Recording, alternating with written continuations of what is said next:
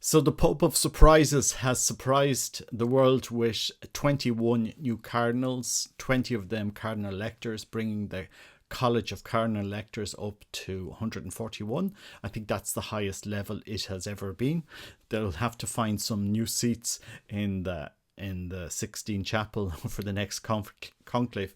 Anyway, I'll just take you through the list of cardinals that were announced today. So the Pope has announced 21 new cardinals who will be given the red hat on the 8th of December this year. Interesting day.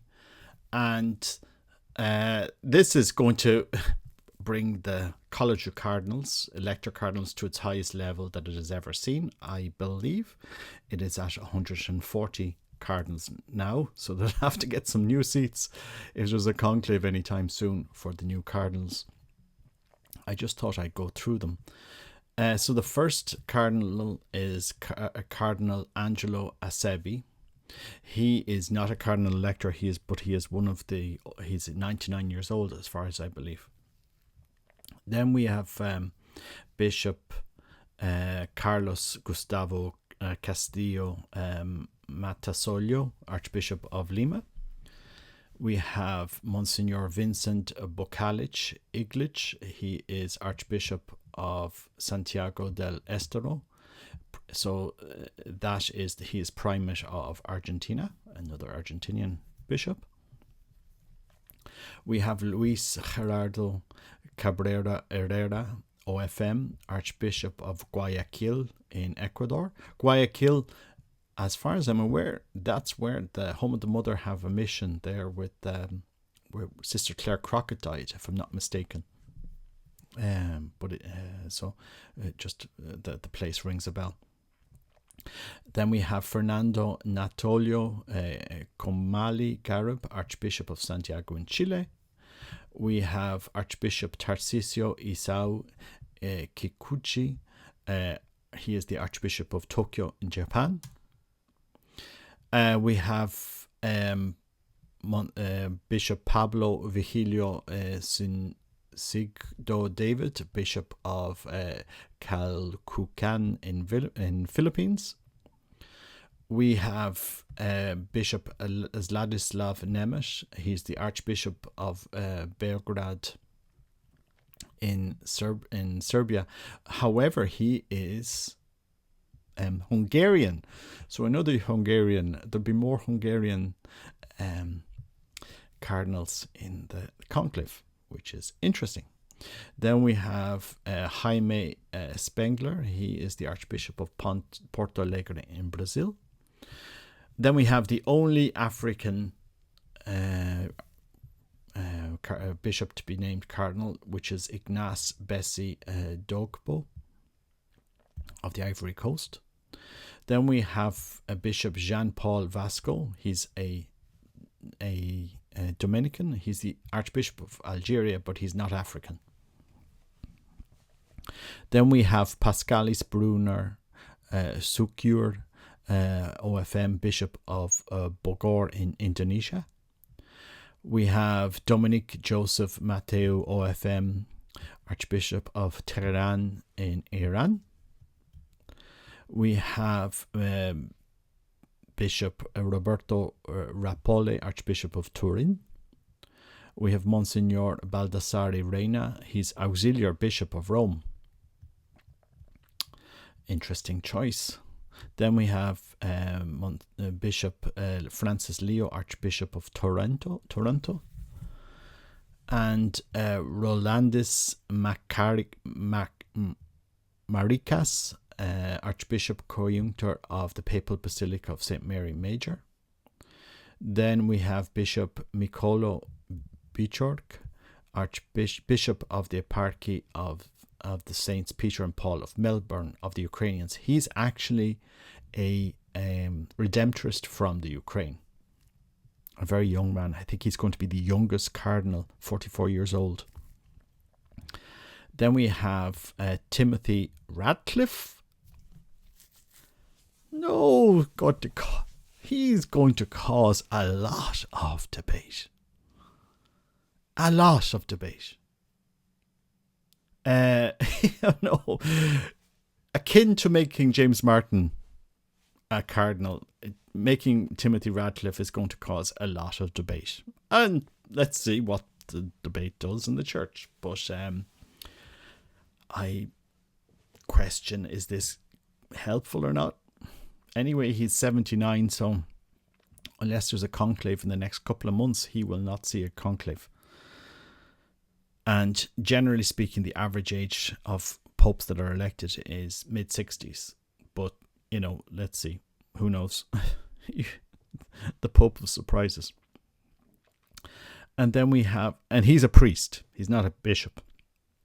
Then we have another priest, Fabio Baggio. He's the Undersecretary for the Dicastery of the Service of Integral Human Development.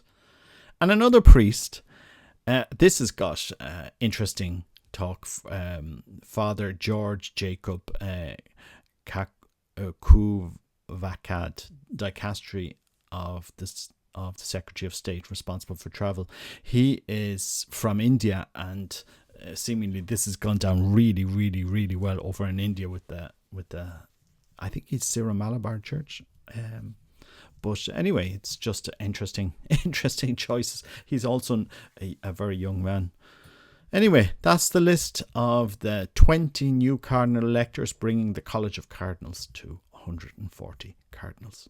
I did find in the pick for new cardinals, the 2 Dominicans were interesting choices, because those 2 particular Dominicans heavily defended Pope Francis and his document Fiducia Supplicans last year. The Dominican in Africa, he kind of went against the rest of African bishops and defended the Pope on the Fiducia Supplicans document. And of course, Timothy Radcliffe needs no introduction when it comes to all things LGBT. He's created interesting conversation in the church. I mean, listen to yourself. Robert Nugent isn't creating this polemics. I didn't start this. This is the church is driving this new conversation. And if we can have this new conversation, then we're allowed as bloggers to question what's going on. I sometimes think, the Pope is treading on risky ground here and creating divisions in the church. One thing I will say, and I find this very, very, very, very sad, that in 11 years, one of the most populous, mass-going Catholic countries in the world hasn't had a single cardinal nominated by this Pope. There are more mass-going Catholics in Uganda than in Germany. There are more mass-going Catholics in Uganda than in Italy. There are more mass-going Catholics in Uganda than in Spain. There are more mass-going Catholics in Uganda than in France. There are more mass-going Catholics in Uganda than in Ireland. There are more mass-going Catholics in Uganda than in Poland. There are more mass-going Catholics in Uganda than in Great Britain. Just to put it in context for people, because I don't think people realise this. The faith that you have in Uganda is not something you can just overlook. And yet, in 11 years, we haven't had a single cardinal nominated from that country. There is not a single bishop, and there's no cardinal elector from Uganda. And of course, there was heavy opposition in that country towards Pope Francis and his and that document last year. And it's no surprise that there hasn't been a single cardinal there.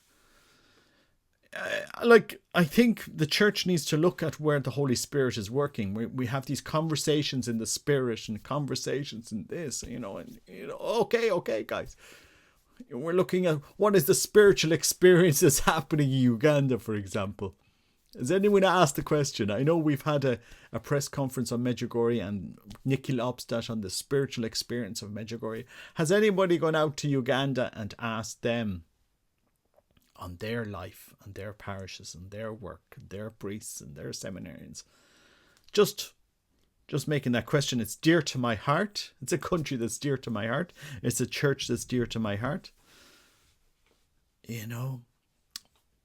Anyway, it's going to be an interesting time in the church. And for people saying, they're kind of annoyed, maybe disheartened, you never know.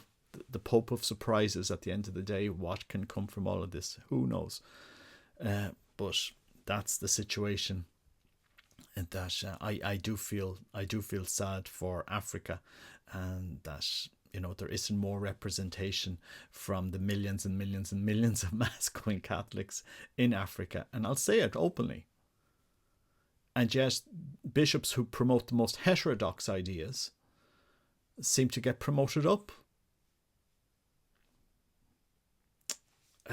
But anyway, it's going to be an interesting time.